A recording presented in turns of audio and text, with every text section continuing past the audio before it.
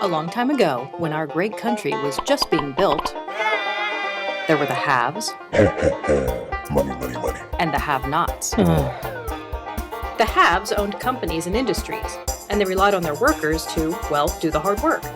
The workers were proud of what they did. They worked hard every day. But they watched the companies and the haves get richer and richer while they got poorer or stayed the same. They had to work for as long as their bosses told them to work. They didn't get overtime pay, they didn't get to take a break, and there was no guarantee they would be safe at work. If they got hurt or even killed, the company didn't have to do anything about it. This isn't fair! The workers decided to do something about it. But it was hard. The companies could just fire them. Get lost. So the workers joined in unity. Together, they had a voice. Together, they could demand things like fair wage, safe working conditions, an end to child labor, sick leave, family leave, pensions. Together, labor unions created something in between the haves and the have-nots, the middle class. The middle class is very important. It allows people to make better lives for themselves. And the middle class has money to spend, and when they buy things, that money goes back into our economy, and it makes America strong. You may not realize it, but labor unions and movements have had a large impact on forging the working rights that we know today and consider inalienable, ranging from child labor laws to wage standards. In 1904, the National Child Labor Committee was founded, bringing to light the millions of children working in the dangerous and unhealthy conditions of plants and factories.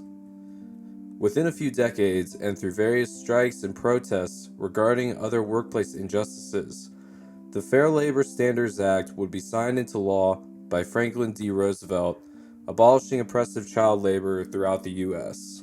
This union-endorsed bill also signed into law the standard 40-hour work week, the established minimum wage, and overtime policies. Here's what Dr. Kleiner had to say about his experiences with labor unions. So before coming to Virginia, I was in New York, which is, of course, a union state. So working on projects to turn around industry, mostly, but not all, manufacturing companies, virtually every single company was unionized. And that experience was AFL-CIO, United Auto Workers. That one was interesting. UAW represents more than just auto companies. So I worked in an aerospace company, for example, that was unionized by the UAW. So I would regularly work with unions and for unions. We did a lot of training for unions. And so, yeah, I had a lot of experience prior to coming to Virginia Tech. President John F. Kennedy once said, "Our labor unions are not narrow, self-seeking groups.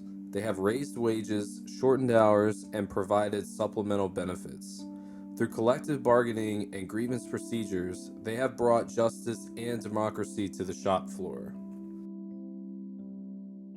FDR, I think, said he was asked once what he thought about unions. He said, if I was a worker in a factory and I wanted to improve my life, I would join a union. Well, I tell you what, I think that's true for workers generally. I think if I was a coal miner, I'd want a union representing me to make sure that I was safe and you did not have some of the tragedies that we've been seeing in the coal industry. If I was a teacher, I'd want a union to make sure that the teacher's perspective was represented as we think about shaping an education system for our future. The purpose of unions hasn't changed all that much. It's to do collective bargaining in terms of wage rates, benefits, working conditions. So that's why the AFL-CIO is interested in construction safety, because that's part of the work environment. So that really hasn't changed all that much over the years. Labor unions are spread across various industries, and while not as vocal in the past, still have an impact on our lives and economies. Since 1990, all four major professional sports organizations, the NFL, NBA, MLB, and NHL, have had one or multiple lockouts from strikes by the respective players' unions. These lockouts usually happen in the off-season, but have frequently dipped in the regular season, reducing its length. In 2005, the NHL was the first major professional sports league in North America to cancel an entire season due to a lockout. And in 2012, just a few years ago, teachers in Chicago went on strike. This new school year is beginning. There is an uprising taking hold in the city of Chicago. Tonight, the biggest teacher strike in America in a generation is underway. 29,000 teachers out on the picket lines, 350,000 American students shut out of school. And here is the heart of the standoff.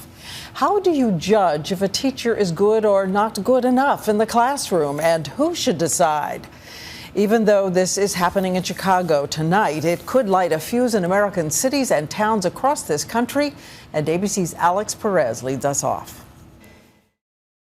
So with all these strikes and movements in the news, are labor unions really that beneficial? Are they still relevant today, or have they become an obsolete concept in today's modern working world?